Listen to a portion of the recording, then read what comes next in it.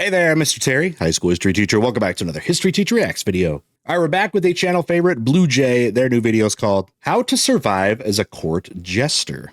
Now, I'll be honest, I don't really know about the historical facts of Jester. Like, were they even like a real thing? Or is that just something out of movies? We'll see how it goes. Now, this original video is linked down below. Make sure you check it out. Make sure you sub to them. Give their videos a view. Also, make sure you have sub to my originals channel. We got funny stuff like this and some thought-provoking stuff like our alternate history series. Mr. Terry Originals, link down below. Let's get started. All right, what the heck's going on with Jesters? Oi, Alex, you coming with us to the pub tonight? Yeah, of course, man. But someone else is driving Henry home this time. Yeah. Oh, come off it. It was only a wee bit of vomit. All right, then. I can take... What? Oh, no! Kyle. What's happening? Did you get Thanos? Where did he, Thanos? Sebastian! Thanos! Alex, I'm not feeling so good. Whoa! I think I got a little in my mouth there. Gross. That's the thing with teleporting, though. Sometimes a person is, standing there. You killed him! You exploded Henry! Whoa, hey, don't give it a name. You'll get attached. It was a person! And it has perfectly good organs, getting a light sear on the asphalt right now. No. So if you could quit your fussing and fetch a cooler, that'd be great. And I assume it was you who gomaged my other friends? Yeah, I accidentally had my telegizmo set to traumatic spontaneous atomization instead of teleport. Dang thing's so fidgety. What is going on? What are you doing here? I was gonna ask you the same thing, silly. Running off halfway across the globe with nothing but the clothes on your back and the shoes on your feet and the GPS chip in your brain. It's almost like you're trying to hide from me or something. No, of course not. I just thought I'd get in place early for the next lesson. Good boy. The land of England was a perfect choice, my lad. Weird. As you'd be hard-pressed to find a more iconic state to prance and sing, making jokes to bling while swearing bells that ring. What? Rhymes. Oh, dear boy. But of course, it is the elusive court jester to whom I refer. The iconic silly goose, famous for gracing royal courts with wit and whimsy. So let us now travel back in time to unwind a profession sublime and learn everything behind the jokester role most refined. Oh no, that's right, Alex. Today, I'm gonna teach you how to survive as a court jester. So is it also as a jester? I'm trying to think out loud here. Similar to like a troubadour. It's like troubadours were like these minstrel dudes that would share tales and history and stories and stuff like that. But I always thought like the court jester, yeah, he's like telling jokes. He's like the comedian and he's entertaining. He's juggling the thing, the juggling balls and whatever.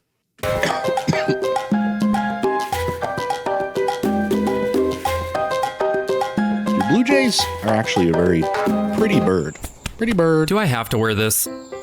Was that a real thing they wore? A silly court jester, you may believe, a phenomenon very Europe-y. For rulers and tyrants, they dance with flair, a whimsically witty soliloquy. But truth be told, the fool was everywhere. From China to Maya, they're far from rare. Their name may change, but matching jokes they zing. An English fool in Rome would fit in square. Is this gonna be the whole video? Across the world, for each and every king, a prancing jester 'twas a common thing. Their presence and splendor none bat an eye, as all knew well the merriment fools bring. To European courts let us first spy, their services paid with nothing too shy, acres of land and golden coin to buy, so kick back and relax and hope you don't get drafted.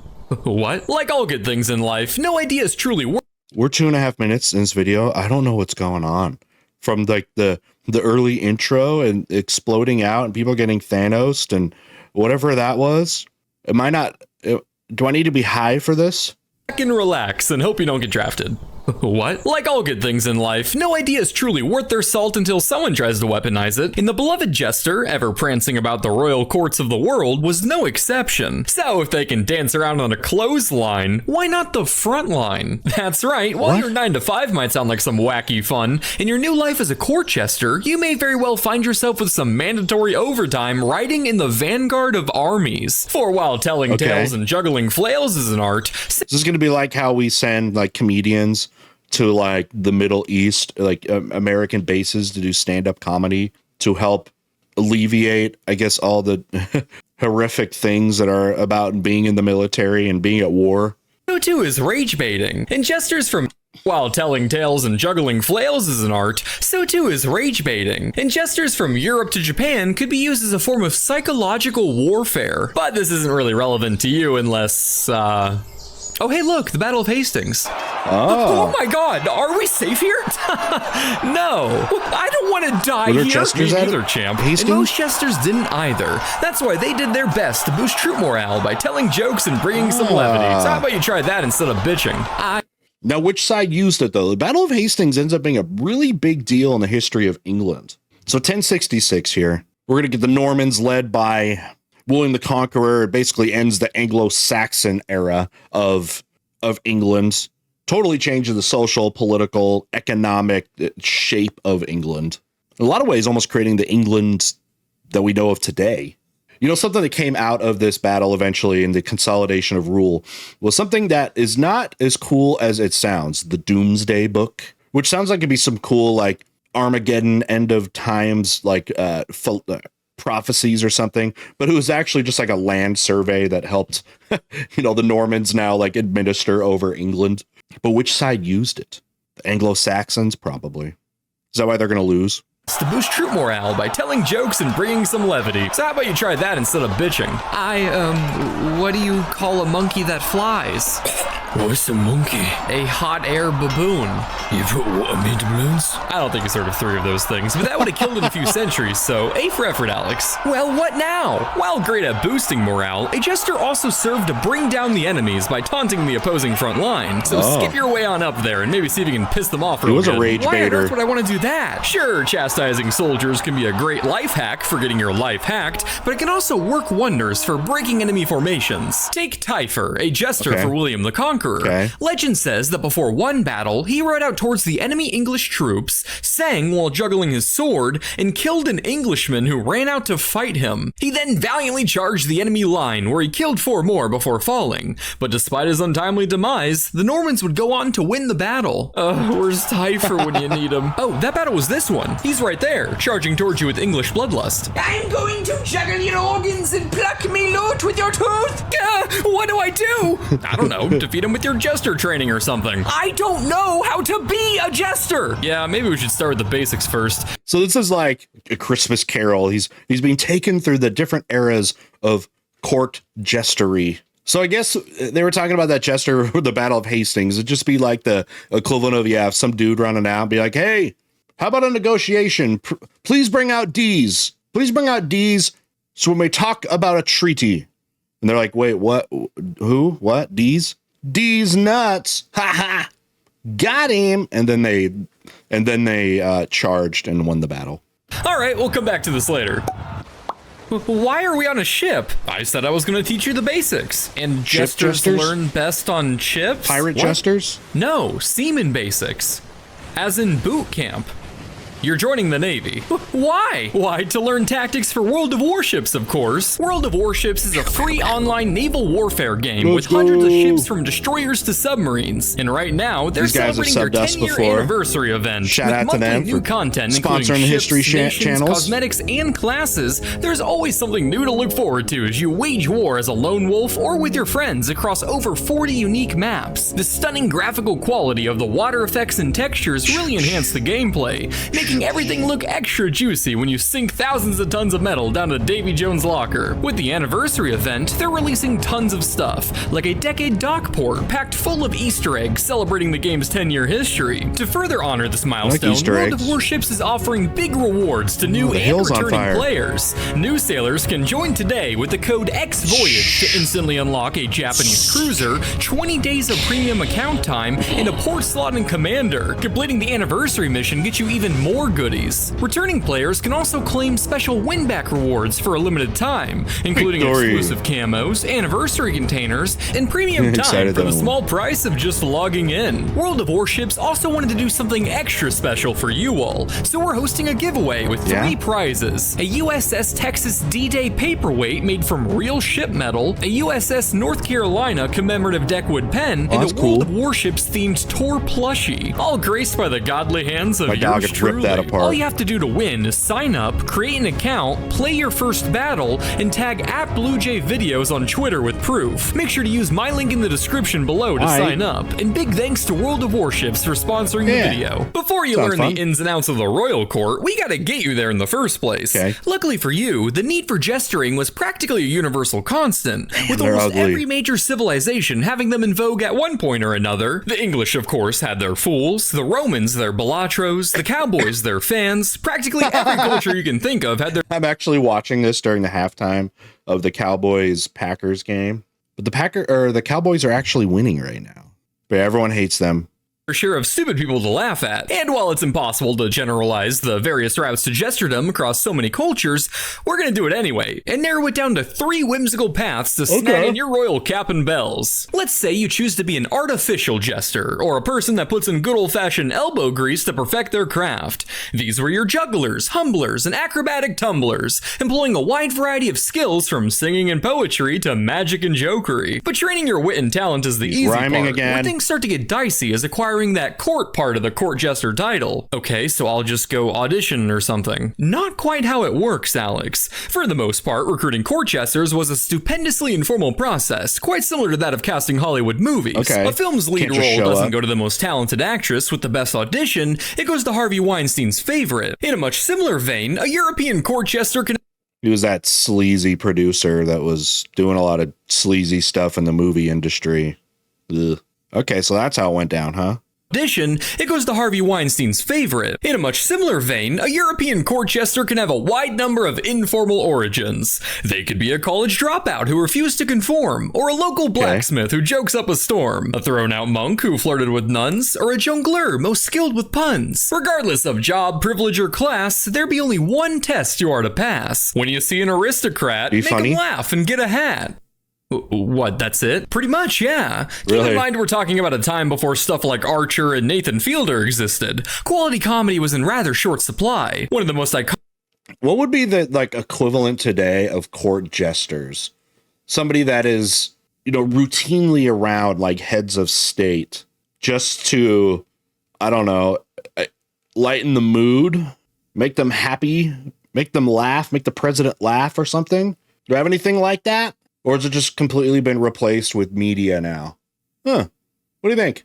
Iconic English jesters was a man by the name of Roland the Farter. Take a wild guess what his signature act was. You know what's funny is they're basically like poop jokes, like almost as far back as we have recorded history.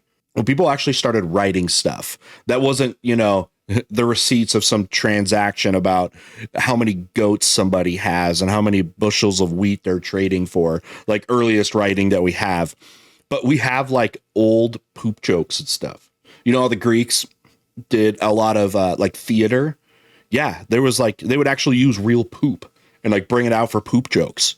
Another thing that I found was funny too is I think it might even be in like Sumeria or something. There was yo mama jokes, mom insults in some of the oldest writing that we have in history. Some things just, it seems to be universal. Poop jokes and making fun of mamas.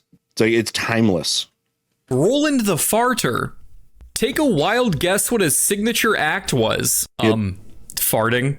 Alex, this is the English crown we're talking about. They're more sophisticated than that. It was a simultaneous jump, whistle, and fart performed every Christmas to the applause of King Richard and the tears of Jesus. The bar for comedy was pretty low in these times. Okay, so we have 2 candles, a dozen eggs, these onions don't have a price on them. Well then, they must be free. All right, how many of y'all have worked retail in your life? So many of us have. I feel like that we all know, we all had some customer that did that and they thought it was really funny. And we're like, Betty, put him in the trunk. It's important to note that different regions will have different desirable traits in a jester, so make sure you do your homework before pursuing a court position. For example, you might have a harder time being chosen in a place like Russia, where, according to Beatrice Otto, the jesters were typically chosen from the older and uglier peasants. Yeah, I was going to say, I don't think they had a sense of humor. There's no way they had one in like Russian Empire history. There's no way. I don't think laughing was even allowed. I think it was punishable by death, sent to the gulag. And the older they were, the funnier they were expected to be. What about this one? I don't understand. Is he afraid to touch balls? Well, we know you aren't. Alec, not in public. Jesus, are you alive? Not for long. Cancer sauce. I have stage 4 colon cancer.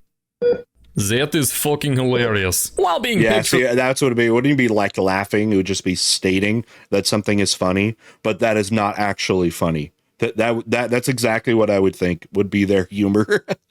The royal court involved a lot of luck being in the right place at the right time. There were measures you could take to nudge the odds in your favor. To boost your visibility, you could join a fool society, your typical group of traveling entertainers who were hired for events to perform acrobatics and juggling. Or perhaps you could stretch your musical muscles and become a minstrel, people who put on shows for the amusement of the public. All around good fun for the whole family, so long as you don't put the two words together. Even with these lessons, this all still seems like a pretty large hurdle to becoming a court jester. To becoming an artificial court jester, Alex. Such a name implies there is another, and in many cultures, a more desirable type of fool, the natural jester. Just like it sounds, a natural jester was a person so intrinsically gifted in the art of foolery, it was as if they were born to be one. This is like, I feel like the real funny people that are funny without a script or something like that. Even some stand-up comedies, there's stand-up comedians, I feel like there is this distinction. Have you ever met somebody that's really good at like scripted comedy, but they're not even close to being as funny on the spot and like witty? You can see that with a lot of them that have like podcasts or something like that. It's a different type of humor, but it's all good. All right, we got Henry up here with what looks like Machiavelli in the back. Jester, whose mere presence in a royal court was all that was needed to flood the halls with laughter, joy, and mirth. Wow, so like Robin Williams, just a very charismatic and funny person? No, come on, Alex, you know what kind of channel this is. The kids were actually severely disabled, making them ripe for the picking by wealthy families who could cop them from goose herds for as little as 20 guilders. While it sounds pretty fucked up to purchase a disabled kid to laugh at, in general, there's very little to suggest this wasn't done to be charitable. After all, it's rather difficult to meet your goose quota when little Klaus keeps strangling them under his belt, and growing up in the care of wealthy nobles could hardly be called a difficult life. They were just making fun of the special needs people, just laughing at them for all the things that they do, all the quirkiness. Dang, England, y'all haven't even changed, have you? Be careful if you're a natural in England, as there were numerous cases of them being recruited for nefarious reasons. Oh my gosh. In a practice called begging a fool, caregivers would abuse the courts to get victims legally declared insane to profit off them, as laws allowed the assets of an idiot, their words, to be transferred to whoever was taking care of them. So all the stuff that we have also of people that have like mental illness, they just called you being a fool. We have so many different diagnoses for all this stuff, schizophrenia, all the different tisms, What? That's terrible. I can't believe that used to exist. Careful with the past tense there, Alex. The practice of manipulating idiots for profit is actually alive and well today. It's just that the term has since changed to subscribing to OnlyFans. Anyway, if you want to pursue the natural jester route, obviously you're going to have to meet a few prerequisites. So let's go ahead and disable you a bit. Hey, wait! Tylenol. Did that do anything? I don't feel different. Huh. What are you insinuating? As with their art. This is a reference to the thing they're talking about now that head of our health department in the United States, RFK Jr., talk about how use of Tylenol will create autistic children when a woman is pregnant. Is that a reference to that? And like autistic people would be jesters. They probably would be considered like that back then. Again, they just called those people fools or eccentric or something. Official counterparts, naturals too, were often just plucked off the streets like gumballs from a machine. That is, so long as a passing courtier happens to find themselves with a sweet tooth. I told you the king wouldn't like the last one. Well, how was I to know the man was a one-joke wonder? You heard him, Betty. With no price tag, it must be free. That's genius. Oh, please. If I wanted to spend my days listening to men choke that hard, I'd be a lifeguard. Now, what about this one? No, the king specified he wanted a natural. Hey guys, you seen the new episode of The Big Bang Theory? Honey, we've struck gold. Naturals didn't just mean people with mental deformities, however. It also included the physical as well. Dwarves were a staple of royal courts from the Aztecs to China. With some cultures, man, they're like, do something silly, small person. But then you get the brilliant ones like Dinklage, in Game of Thrones, Tyrion Lannister. cherishing them most of all jesters. The Ottoman Empire in particular loved their dwarves, and according to one French travelogue, when a dwarf is found who is also mute, deaf, and a eunuch, he is seen as the most perfect of all creatures. Eunuch means had your genitals, they're gone. They've been removed, which was a sign of devotion that all across the world, a lot of leaders really liked eunuchs. You know, if you could show your devotion to do that, it also showed a level of trust for a leader because, like, you know, as a eunuch, you're not going to be trying to overthrow the person to start your new dynasty because you can't create your own dynasty. You also can't be scootily pooping off with the, you know, the queen or the princess or something like that. They were like the most trusted people. Now, I'm not saying you should do that, you know, to impress your boss or something, because I don't think it's going to go very well. And I don't think it's necessary. More admired than the most handsome man. So, when in Turkey, the more disabilities you collect like Labubus, the more favored you'll be in the eyes of the Sultan. Oh, gosh. We used to make jokes about what did Suleiman put in his giant onion hat. I hope it wasn't the remnants of eunuchs and the things that they've had removed. You may not like it, but this is what peak male physique looks like. Oh, okay, gosh. but why did people tend to prefer natural jesters over artificial ones? Now that is a fantastic question, Alex. Other than the fact that humanity's history of laughing at different looking people is about as dense as Kanye West, there were other theories as to why they were so popular. Dr. Lee Siegel theorizes that corporeal disfiguration provides the comic metaphor for spiritual deformity, intellectual disproportion, psychological rigidity, or emotional awkwardness. In short, keeping a deformed person around could help make sure a king doesn't forget that they're not perfect themselves. Hey, okay. King, I'm here for the jester role. Who did they send this time? Oh my god. I should talk to my mother more often. Pardon? Yes, I should have pardoned Timothy. Who cares if our scandalous relationship got out? He was my muse. Whoa, hey, so I'm just gonna juggle. Oh, the men I juggle like succulent toys of pleasure. Whether you go the... So it's like a way to make you feel better about your own life. You have to see these people that have, you know, like real problems. Like, all right, I have first world problems. No, actually, this person does. Being around struggling people to make you feel better about yourself. That's so wrong as well. Natural or artificial jester route, each path will have the relative pros and cons. But we haven't even mentioned what this would all be like if you were a woman. Oh god. It must have been terrible. Actually, no. Jestery was one of the few roles in history that was completely untaboo for women to take on, sharing the same respect and responsibilities as their male counterparts without any stigma. Huh. Yeah. Not gonna lie, I expected worse. Not everything is terrible on this channel, Alex. Sometimes history can be based. Oh, well, that's nice. Based AF? Yeah. Now let's talk about child bodily disfiguration. Oh, gosh. Anyone and their mothers could pursue an artificial jester route, but the oft more desirable naturals could only be born, not made. Right? Introducing the artificial natural fool, or someone who artificially passes themselves off as a disabled jester. Now, this could be done one of two ways. You could put on a Class A act of feigning a mental deficiency in public for the rest of your days, or you could take the more convincing path. This here is a child. A child is very squishy, making them excellent Play-Doh for whatever work of art their parents find themselves inspired to make. Soft spot on head, squeeze it. Young smooth skin, burn it. Flexible. Okay, where did these come from? They're harming them for comedic relief? Like the actual small parts on your head? No. To make. Soft spot on head, squeeze it. Young smooth skin, burn it. Flexible foot bones, break them. And if you wanted to sell off kids, okay, so we got some Chinese foot binding here. Smooth skin, burn it. Flexible foot bones, break them. Got that. That wasn't for amusement. It was for an actual aesthetic appeal, if you know about foot binding.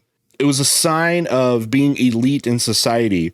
If you could basically mutilate yourself this way and not have to do the normal labor of like a peasant.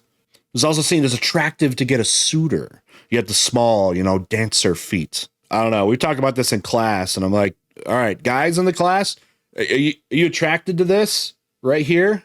Are you like, yeah, that's hot right there? They never say no. So you wonder who's in charge of this.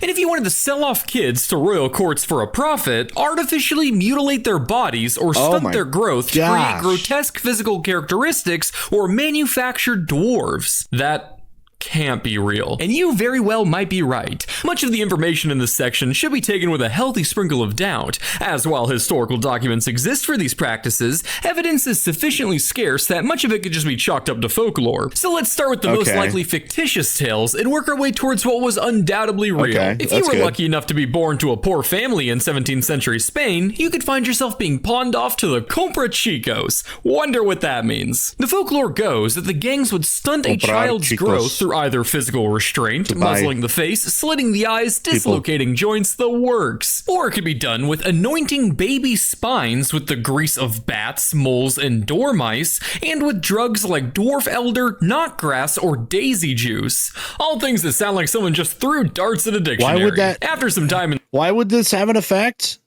the cripple factory, they'd supposedly be sold off for a profit as jesters and court dwarves to meet the growing demand. The term compra chicos was coined by Victor Hugo in one of his books, a man who attests to the historical existence of these gangs.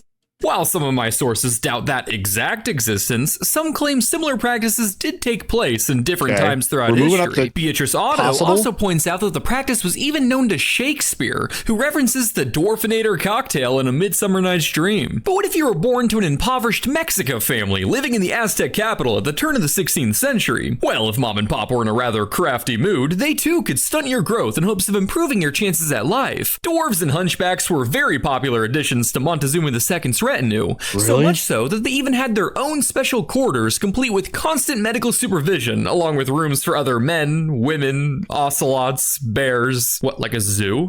So Moctezuma was the emperor at the time the Aztecs came, and he ended up dying, whether it's by the hands of his own people or the Spanish or whatever, we don't know for sure. But so did this come out of a Spanish record? So the Spanish record is largely the surviving materials we have of this time period. And like the Spanish were talking about that, like they entered it in their journals, like, yeah, they got a whole bunch of these small people and they have their own houses and this and that. What's the source for that? Is it actually from the Spanish? Do you guys know? Cortez write about this? With rooms for other men, women, ocelots, bears. What, like a zoo? Your words, Alex. Although, to be fair, it's unclear if the human portion of the royal zoo was truly people in cages to throw peanuts at, or if they were just merely private rooms in the same facility, or in a different building altogether. Aztec history is famously contradictory. Gotta tell you, as a heads up, if you are into Aztec history, and if you're not, you need to be. We're currently in the process of doing an original video on the Aztecs. It'll be funny. It'll be informative. It'll be entertaining. It's coming up soon. Again, Mr. Terry Originals. I think we'll have that within the next probably couple weeks. But regardless, dwarves were seen as children of the rain god who could act as jesters and trusted servants to the emperor. So if you land yourself in this occupation, really make sure you put your heart into it. Because with your divine connection as a dwarf, yours is first in line to be taken. Of course, really? Physical deformities. Was that part of the, I'd heard, with the Aztec sacrifices that there were different like demographics of people that would be targeted. I don't know if they were just worth more like XP to level up the sun god or whatever, but were dwarfs part of them? Royalty, that makes sense. You get the royalty, the princess of some other, enemy people or something like that. But it was worth more for the smaller people. Only one side of the natural coin. In places like 15th century Scotland, the practice of feigning a folly to try and snag a natural gig became such a profitable hustle that a law had to be passed to put a stop to it. If you were caught red-handed pretending to be mentally disabled, they'd be sure to make you physically disabled with punishments like ear nailing and amputation. Oh my gosh. Now, why were people doing this? It wasn't to get like Medicare benefits, unemployment insurance. At the end of the day, you would become a genuine natural, just one that might not be able to juggle. Surely, I imagine one could also pretend to have a physical disability to make them stand out more, especially if they already had one to accompany it. But I think such a stunt would be a bit harder to pull off. Yeah. So what are you offering? How about my deaf natural dwarf for your artificial whistle farter? Is it graded? Mint 9 condition. Excellent. Can't have anyone else hearing about my hemorrhoids. Did that thing just fucking hear me? Now that we've covered the 3 routes to jesterdom, we gotta figure out what your responsibilities will be in your new royal home. Your basics, of course, will be serving as both an entertainer and a trusted advisor. I would think that like Henry VIII would probably have a bunch of these for all the, wrongdoings he did to the women in his life. He had them jesters around. New royal home. Your basics, of course, will be serving as both an entertainer and a trusted advisor, using quips, flips, and magic tricks to amuse the patrons of the court while talking down your king from killing random peasants. What? Yeah. Oh, look, here's your king now. Maybe see if you can plop a smile on that regal mug. So, hey, like, why did the, chicken cross the road? I don't know. Maybe I'll ask him over a beer right after I fucking kill you! Gosh. While it wasn't common for jesters to be outright killed by their royal patrons, that doesn't mean they weren't threatened, like, all the time. As a fool, you generally have an... It's like, yeah, you know how comedians will have hecklers and stuff? It's like, you better be pretty funny to your audience. And your audience being like the king, oh man, you got to bring your A game. I think I would be scared to be the jester. You're going to lose your job quick, let alone your life. That doesn't mean they weren't threatened, like, all the time. As a fool, you generally have an unparalleled privilege to say whatever you please, being practically the only member of a royal court that was able to speak truth to power. But even though you were expected to make jokes at a ruler's expense, that doesn't mean they weren't still, at the end of the day, petty rich assholes. I was going to say, like, could you actually, like, make fun of them? I mean, make fun of other people, but I would think kings and stuff like that, they're that type who they can give out, you know, the beef, but they can't take it. There's no way. We all know people like that. It's even worse for a narcissist like a king would be, right?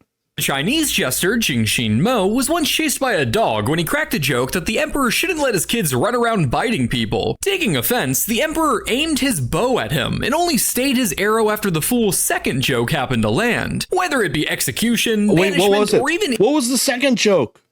So first he's saying, like, your kids are like dogs. You better... What was the second one? All right, I want to hear y'all's hypothetical... second joke that saved the guy's life. Let me know down below. Let's see what y'all got.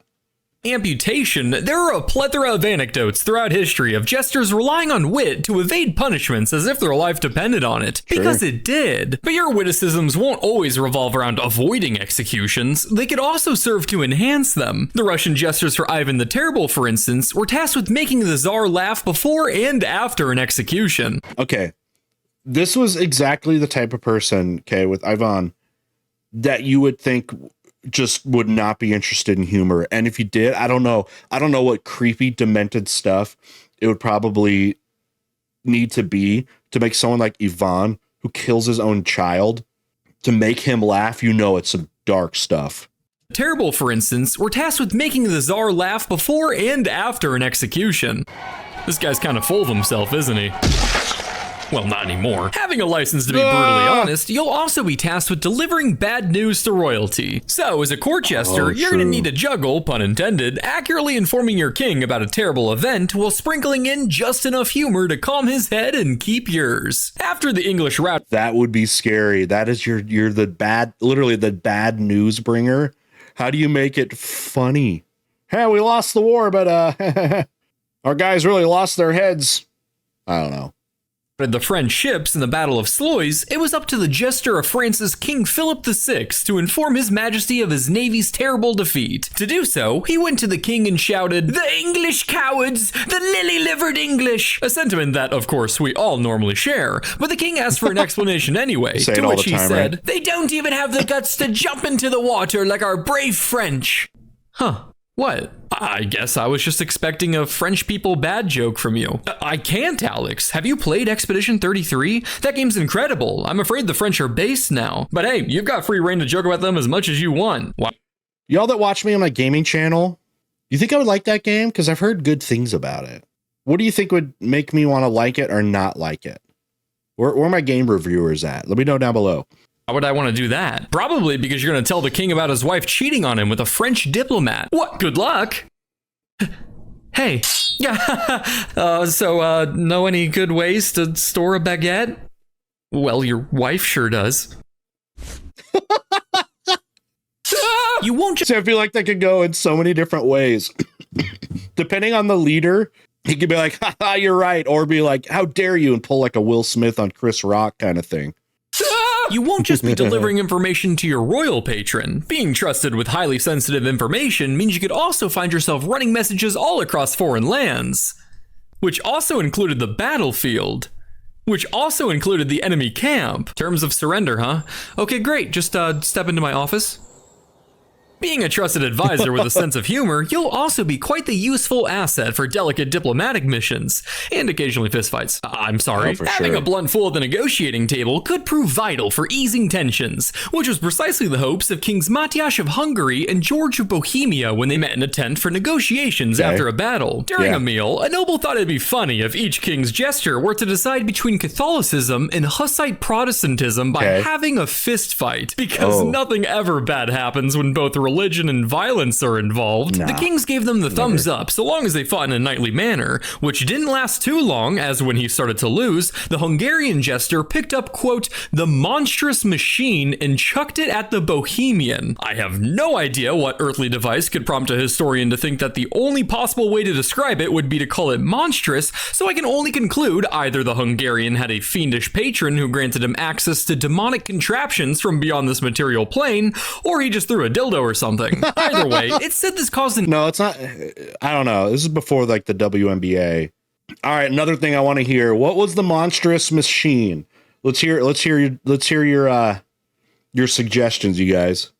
uproar that began to look like a bloodbath until the king stepped in, and humanity forever learned their lesson about religious conflict. With how close a jester was to his king, you'll have to stick by his side during times of hardship. For example, the dwarf jester Motherine risked her life trapping an assassin who failed to kill her king, Henry IV. In another story, when the Holy Roman Emperor Maximilian I was imprisoned, his jester broke in and pleaded to take his place. So make sure you practice keeping a grip on the soap, because as a jester, you may be expected to take your king's punishment in their stead. The tribune finds you guilty of high treason to your people, for which you are hereby sentenced to flogging, flaying, third-degree burning, first-degree burning, guillotining of every third finger, branding, eye gouging, second-degree burning, and death by rats. Does the defendant have any questions? So is that like good with you? And if you found yourself as a jester in Ireland, I hope you're feeling patriotic, because selfless acts were average medieval punishment for anything.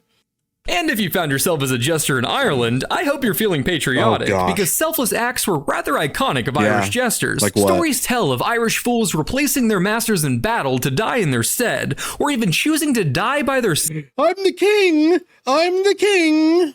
Oh, shoot me, I'm the king! Died to join them in heaven. Whoa, holy, glad that missed us. Yeah, looks like I just hit that Irish king over there. Oh no. Alex, me boy, it seems this be the end for us. Us? Come, laddie, join us in death's embrace. I'm actually completely fine. No, we must die together, my brother. I order you. BlueJay, help me. Alex, please. Who am I to deny a king his final wish? Please, you can't torture me if I'm dead. You know me so well. At the end of the day, the most important task a jester has is to humanize their ruler. With your unique insight into the moods and tics of the members of court, and with your license of honesty, novelty, and overall comedy, you and you alone will have the deepest, most profound connection with your king. With this influence comes great responsibility. I mean, everybody, every group of friends, you got the funny guy, right? You got the relief, the one that can fill in all the gaps for the humorless people in your friend group. Like, everyone's got the funny guy, right? Found connection with your king. With this influence comes great responsibility, as unchecked power breeds a blinding rot, a rot that festers and bleeds if not pushed back with the light of empathy. This light, my dear Alex, shines from a lone jester, standing in the dark void of greed. This position, for all its silly frivolity, is a vital one, as your close-knit bond with the king will be unrivaled by anyone else in his life. Yeah, you're probably tight. So, Alex, not even the wife. Can you take up this responsibility? Can you survive I can handle the pressure as a court jester? No. I can. I will do what is right. All right. For the good of all people. Do it. Excellent. Looks like we can resume our battle then. Huh? Back to Hastings. You English twink. English twink. It'll be just fine. The history of jesters. 20 out of 10 stars. Final thoughts. Not gonna lie, I learned way more about jesters than I ever thought I would. All the different jobs they had, what may have or may not have actually constituted them. I never thought it would be people that have like physical or I guess mental deficiencies of some kind, although I guess totally just believe it with those cultures. Anyway, what did you guys think about it? Do you want to be a jester? And again, you like fun content like this. I think you'll also like Mr. Terry Originals, which is linked down below. Make sure you are supporting BlueJay. BlueJay has been an awesome supporter of us. And we'll see y'all next time.